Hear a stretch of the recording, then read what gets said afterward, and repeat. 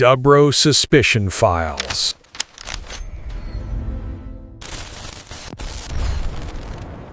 한 명의 천재 수학자가 어떻게 17년 동안이나 미국 전역을 공포에 떨게 한 테러리스트가 됐을까요?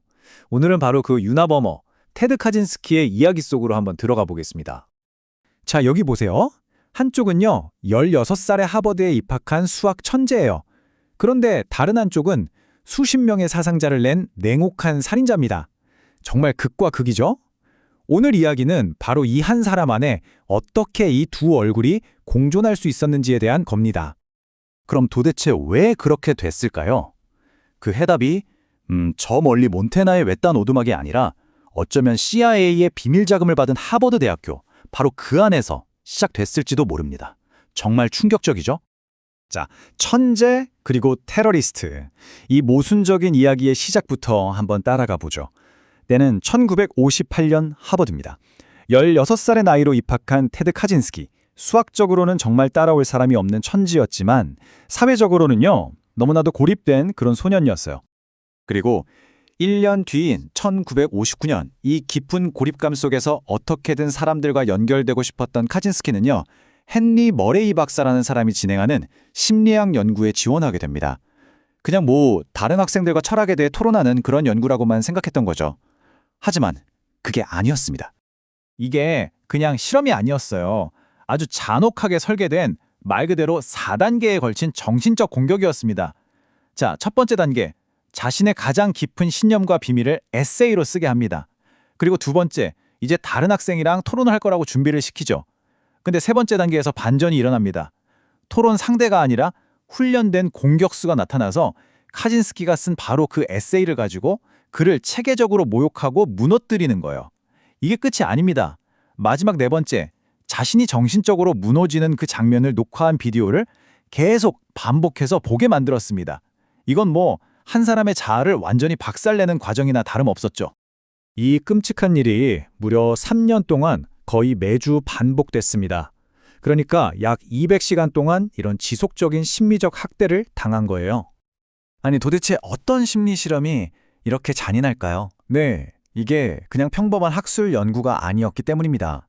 사실 그 배후에는 CIA가 있었어요. 머레이의 연구는 CIA의 악명 높은 마인드 컨트롤 프로젝트, 바로 MK 울트라의 일부였던 겁니다. 자금의 흐름을 보세요. CIA에서 시작해서 인간 생태학 연구회라는 위장단체를 거쳐서 하버드의 머레이 실험실로 돈이 흘러들어갔죠. 그리고 그 실험의 대상이 자신은 아무것도 모른 채 바로 테드 카진스키였던 겁니다.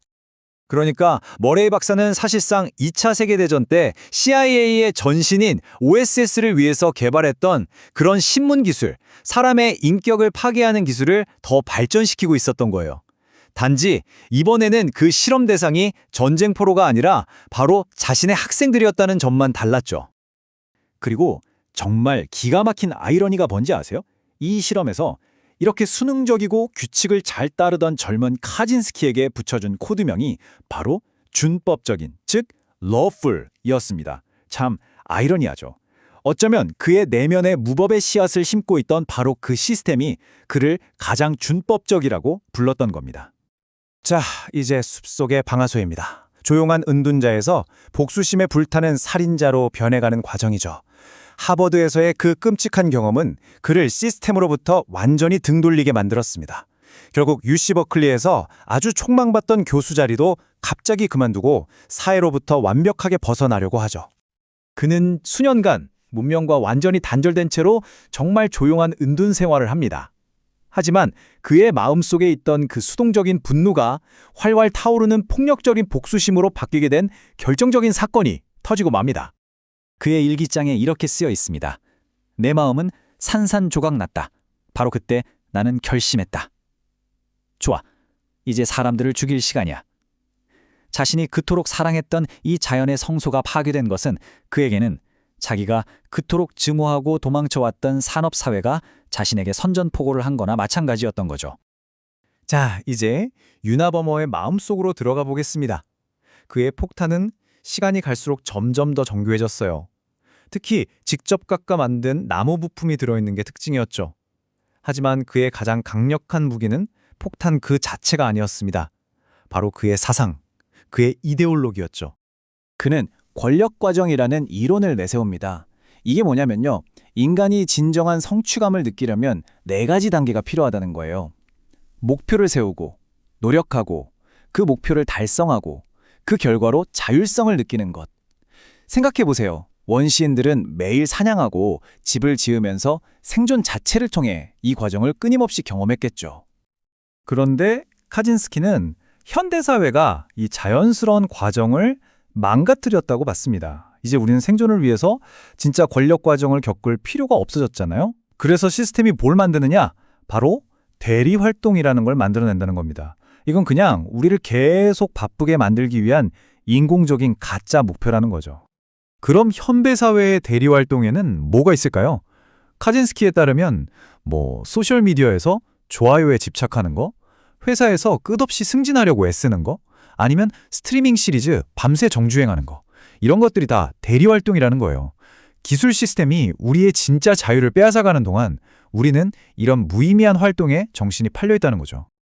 그의 선언문에 이런 구절이 나옵니다.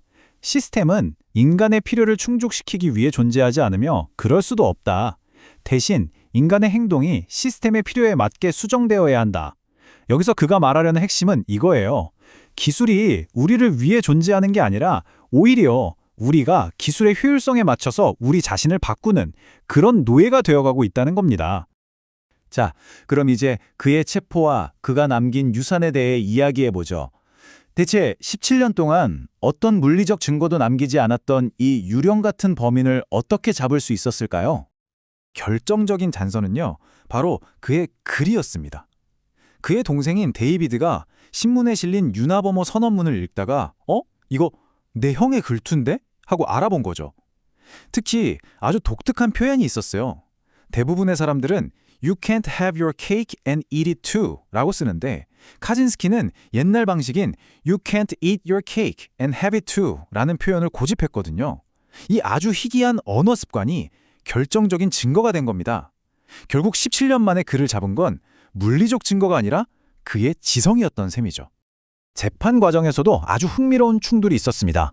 변호인단은 그를 살리기 위해서 편집성 조현병이라는, 그러니까 정신 이상이라는 주장을 하려고 했어요. 하지만 카진스키는 여기에 맹렬하게 저항합니다. 그에게 미쳤다는 딱지가 붙는 건 죽음보다 더 끔찍한 일이었거든요. 왜냐하면 그건 자신의 사상 자체가 전부 부정당하는 거니까요. 그는 미치광이가 아니라 이성적인 혁명가로 남고 싶었던 겁니다. 카진스키는 2023년에 감옥에서 생을 마감했습니다. 그런데 정말 역설적인 건 그가 그렇게나 파괴하고 싶어 했던 바로 그 기술, 인터넷이 이제는 그의 사상을 퍼뜨리는 가장 강력한 도구가 되었다는 사실입니다. 인터넷에서 종종 보이는 테드가 옳았다라는 밈 보신 적 있나요? 이게 그냥 웃고 넘길 농담이 아닙니다. 오늘날 많은 사람들이 AI나 알고리즘, 그리고 점점 사라지는 개인의 자율성에 대해 느끼는 그 막연한 불안감을 정확히 짚어내고 있는 거죠. 그래서 그는 여전히 평가가 극단적으로 갈리는 인물입니다. 대부분의 사람들에게는 그는 끔찍한 살인자죠. 하지만 점점 늘어나는 어떤 사람들에게는 소름 끼치도록 정확한 예언자로 보이기도 합니다. 테러리스트, 또 어쩌면 시스템의 피해자, 그리고 예언자. 여러분은 그를 어떻게 보시나요? 결국 이 사건은 우리에게 굉장히 불편한 질문 하나를 남깁니다. 진짜 괴물은 과연 누구일까요? 폭탄을 만든 그 사람일까요? 아니면 그런 괴물을 만들어낸 바로 그 시스템일까요?